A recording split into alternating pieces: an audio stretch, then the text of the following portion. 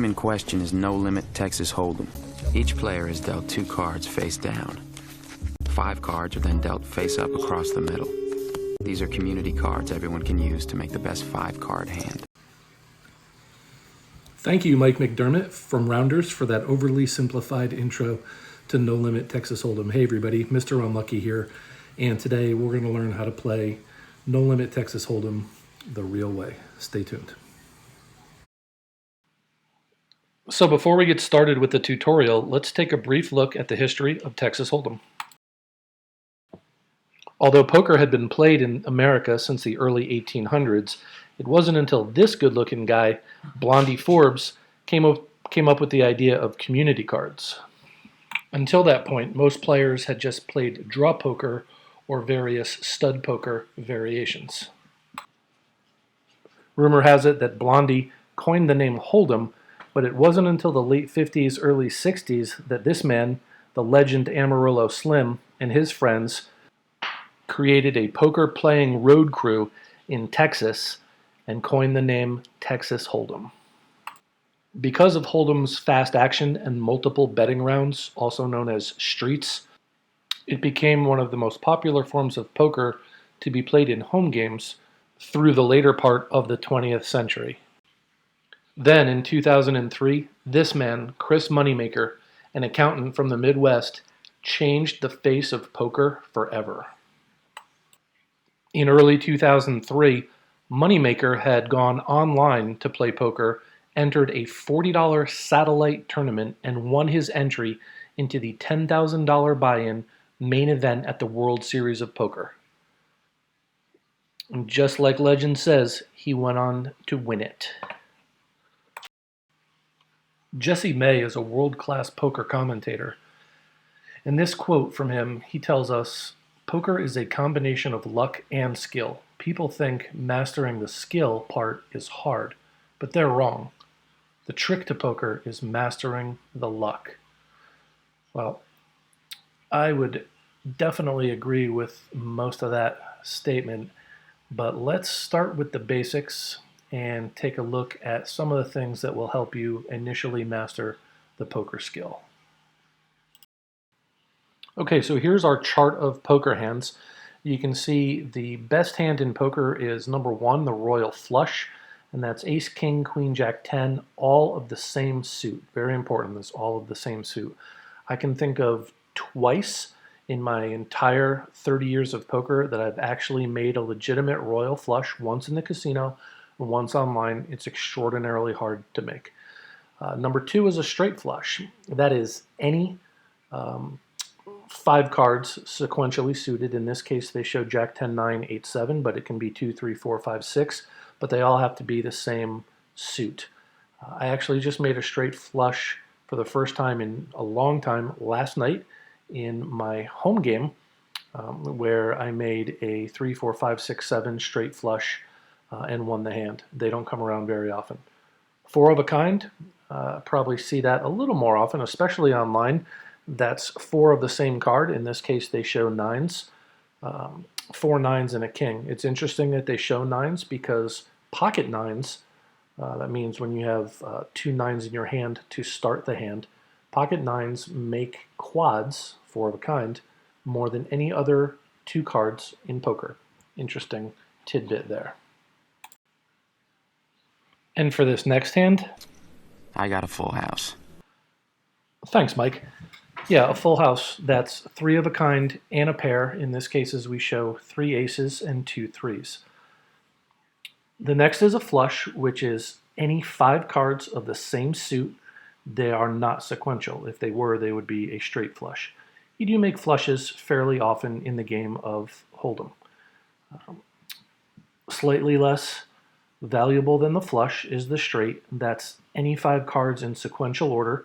In this case, 10, 9, 8, 7, 6, but they are not of the same suit. After that, we have 3 of a kind. A 3 of a kind can also be called a set, in which case we see 3 7s.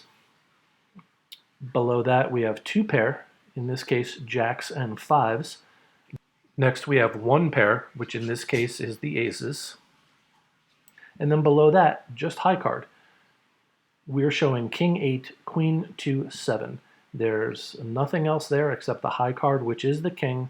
It doesn't win very often, but later in some tournament games, ace high or king high can actually win you the hand and can actually be considered a good starting hand depending on how many players are left in the tournament. By now you're probably saying, Mr. Unlucky, if this is a game about patience, what hands should I be playing and when?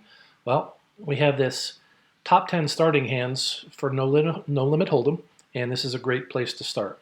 So the granddaddy of them all is pocket aces, followed by pocket kings, pocket queens, and then of course jacks. Gotta bet my jacks. Then after jacks, we list ace king suited, then pocket tens, then ace king offsuit, ace queen suited, pocket nines, and ace jack suited. And that rounds out our top 10 no limit hold'em starting hands. Should you be playing ace queen offsuit? Probably most of the time, but everything in poker can be answered with one simple answer. It depends. Should I raise with pocket tens? It's the 6th strongest hand in hold'em. It depends. Were there 3 raises in front of you? If that's the case, how good do you feel about your pocket tens? Are you first to act, or are you on the dealer button? So there's a lot of things that go into figuring out where to bet, when to bet, and how to bet, and that's the beauty of this game. Let's play some cards. Okay, you're all obviously really excited to get to the virtual felt. So let's jump into a live game. This is an online 9-handed or 9-player game that's in the sit and go format. That's a single table tournament, and this is on Global Poker. But before we start actually playing, let's go over some basics. Play begins when the 2 players left of the dealer post forced bets called blinds in order to get the action started. Shown here, the small blind is a 15-chip bet and the big blind is a 30-chip bet. Play will continue clockwise around the table, and each player has 3 decisions that they can make. They can either fold, they can call, or they can raise. Let's take a look at some action and see what these players decide to do. The first player, Fallen Angel, folded. That means they threw their cards away. They don't want to play them. Next we have Kitus, who has also folded. And we move on to our duck friend over here, who has chosen to raise. Showstone calls, as does the dealer button. And now we see the flop, which is Jack of Diamonds, Ace of Diamonds, 5 of Spades. Notice that there is a betting round here, and the turn, which is the 4th card, is the 10 of Spades. A player has moved all in and has gotten called, and we show down Ace 10 versus Ace Queen. Let's stop the action for a minute and see why Ace 10 beat Ace Queen suited in this situation. If you look at the board, you'll see that there's an ace and a 10, which matches and makes 2 pair for our duck buddy, while the ace queen, a good hand, is only 1 pair with a queen high. Remember, we need to make the best 5-card hand to win. Let's take a look at another hand in which we are the small blind. We have several players ahead of us to act, and Ducky has called for 30 chips. We decide to complete the bet, and we have flopped middle pair. We check to the duck, who checks back. We get a free card on 4th Street. We check again.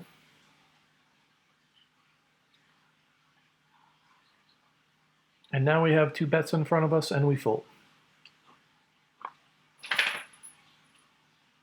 Fallen Angel bets 120 into the pot, and Ducky folds. That's a win for Fallen Angel. Let's take a look at one more hand where we're on the button, we are the dealer, and we have a top 10 hand, ace queen suited. Since we're short stacked, only 660 chips, we decide to push all in, and we get called by Fallen Angel. Kylus folds his hand. Ooh, we flopped an ace. Good for us, and hope it holds up. It does, and we've won. No, he made a straight. Well, that's poker sometimes. Well, poker friends, that's the end of our first lesson. I hope you liked what you saw. If you have, please subscribe, like, make any comments and recommendations down in the comment section, and turn on notifications so you can know when the next edition of How to Play Hold'em will come out. Take care.